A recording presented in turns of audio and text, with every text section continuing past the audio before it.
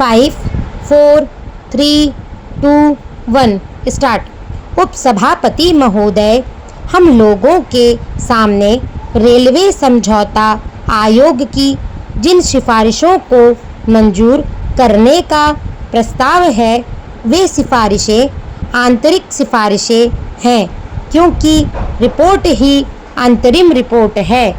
अपनी रिपोर्ट में समझौता आयोग ने इस बात को स्वीकार किया है कि रेलवे की वित्तीय समस्याएं तथा दूसरी अन्य समस्याएं इतनी जटिल हो गई हैं कि गहराई में जाकर उनकी छानबीन करने की आवश्यकता और उनका समाधान निकालने की ज़रूरत है।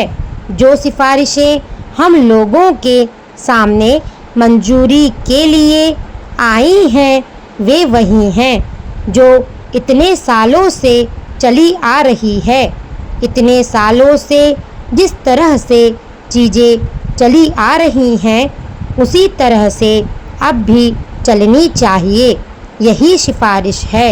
हमें आश्चर्य होता है कि यह सरकार जो प्रगति और परिवर्तन की हिमायती है वह इस प्रकार की सिफारिशों को मंजूर करने का प्रस्ताव लेकर आती है, जबकि स्वयं यह समझौता आयोग इस बात की आवश्यकता अनुभव करता है कि समस्याओं को गहराई में जाकर देखने, जांचने और नया हल निकालने की आवश्यकता है। महोदय, यह जो रेलवे बोर्ड है और जो इसकी अर्थव्यवस्था है, जो उसकी प्रबंध व्यवस्था है, वह पुरानी पड़ गई है। जब हमारा देश स्वतंत्र हुआ उस समय की व्यवस्था अभी तक चलाई जा रही है, जबकि पिछले वर्षों में देश की आर्थिक व्यवस्था, सामाजिक व्यवस्था और सामाजिक आवश्यकता में बहुत परिवर्तन हो गए हैं। रेलवे बोर्ड की प्रबंध व्यवस्था और अर्थव्यवस्था इन परिवर्तनों के अनुकूल नहीं है।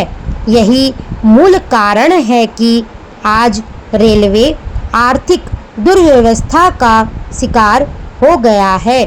इसलिए जब तक हम पुरानी व्यवस्था को नहीं बदलेंगे और समय के अनुसार अर्थव्यवस्था और प्रबंध व्यवस्था में परिवर्तन नहीं लाएंगे, तब तक समस्याओं का हल नहीं निकलेगा। श्रीमान, दूसरी बात जो मैं निवेदन करना चाहता हूँ वह यह है कि रात दिन हम औद्योगिक अशांति की बात सुनते हैं। अभी भी मजदूरों की हड़तालें चल रही हैं। रेल मंत्रालय की ओर से कहा जाता है कि मजदूर हड़ताल कर देते हैं और रेल सेवा ठप हो जाती है। ऐसा क्यों होता है? इन प्रश्नों को हम अभी नहीं उठाना चाहते, लेकिन इतना अवश्य कहना चाहते हैं कि जब तक रेल के प्रबंध में मजदूरों का प्रतिनिधित्व नहीं होगा, तब तक आप रेल सेवा को सुचारू रूप से नहीं चला सकते। रेल की प्रबंध व्यवस्था में मजदूरों को भी सम्मिलित किया जाना चाहिए।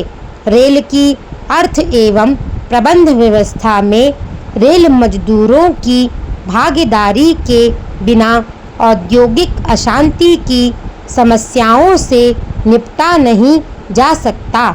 मेरे ये जो कुछ सुझाव हैं, मैं समझता हूँ कि ये देश की अवस्था के अनुसार रेलवे बोर्ड की आर्थिक व्यवस्था और संचालन व्यवस्था में परिवर्तन लाने के सुझाव हैं और मैं आशा करता हूँ कि मेरे इन सुझावों पर यदि आप विचार करेंगे तो रेलवे की जो कठिनाई है, उसका जो संकट है और जो संकट दिनों दिन गहरा होता जा रहा है, वह संकट दूर होगा और रेलवे आधुनिक तथा कुशल सेवा के रूप में हमें उपलब्ध हो सकेगा।